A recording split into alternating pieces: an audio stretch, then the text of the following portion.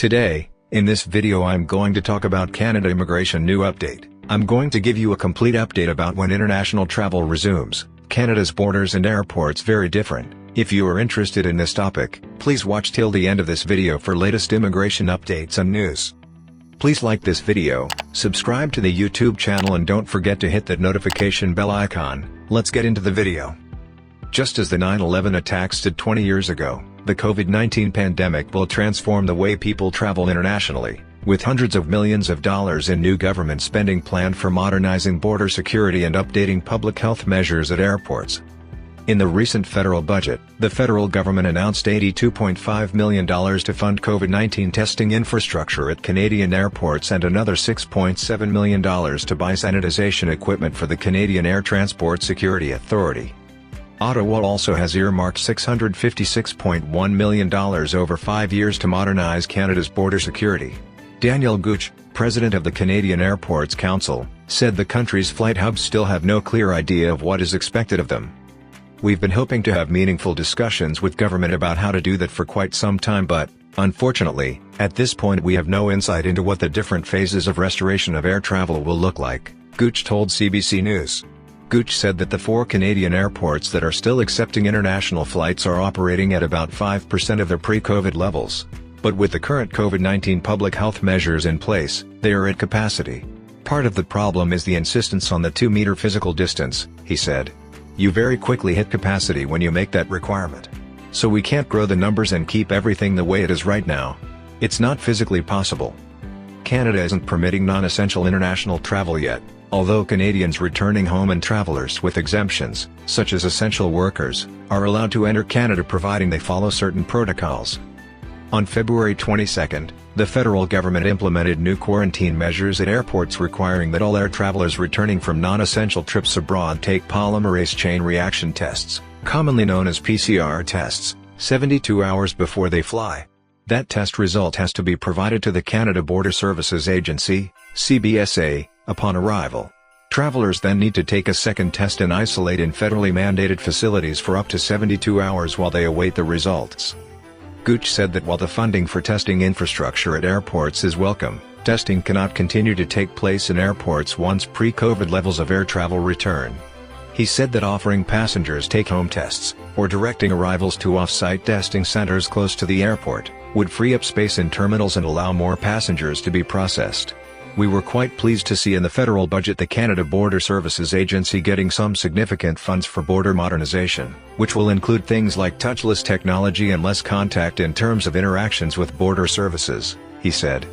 At the heart of the move to touchless travel is a trial the federal government is undertaking with the World Economic Forum and the Netherlands called the Known Traveller Digital Identity Project, or KTDI.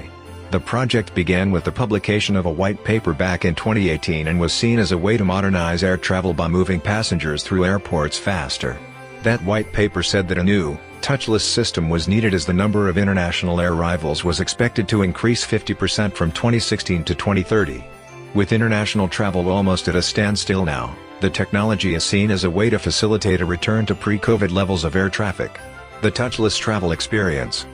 Under the KTDI plan, a digital form of identification is created that contains the traveler's identity, boarding passes, vaccination history and information on whether they've recovered from COVID-19. Travelers with KTDI documentation would still have to face a customs officer, but all other points of contact in an airport could become touchless. "We're still talking about a world where you'll need to carry your passport because it is an international border," said a senior CBSA official, speaking on background. "We're not talking about replacing your passport. But the number of times you have to take out that document, or your boarding pass, to substantiate who you are and where you need to be, gets reduced." The official said the KTDI program is still in its early stages and technological issues are still being worked out. He said that privacy protections would have to be in place before any such system could be launched.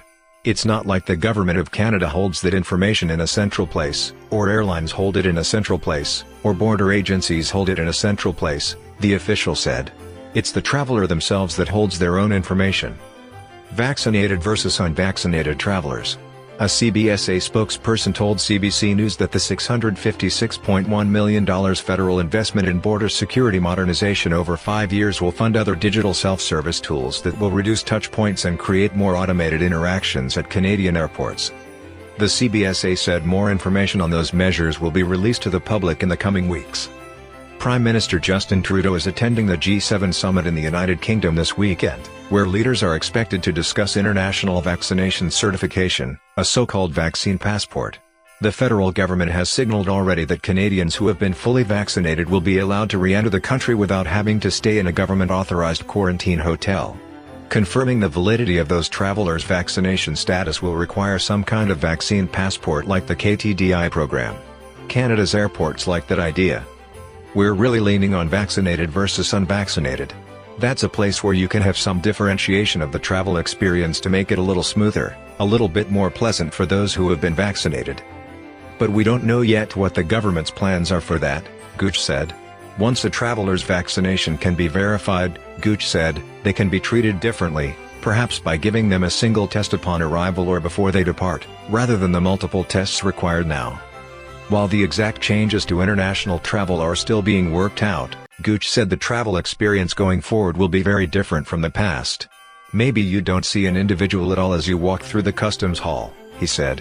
Your verification is done through your facial ID, which is connected to your known traveler digital identification, which is connected to your digital health information and your digital travel documentation. Ultimately, it could be very good.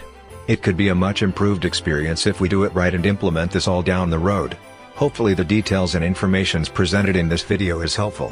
Canada Immigration News Channel will be releasing a new video when new information is available on any of these updates or requirements. If you have not subscribed, please like this video and subscribe to the channel. Don't forget to click on that notifications bell icon. See you sooner in next new immigration video.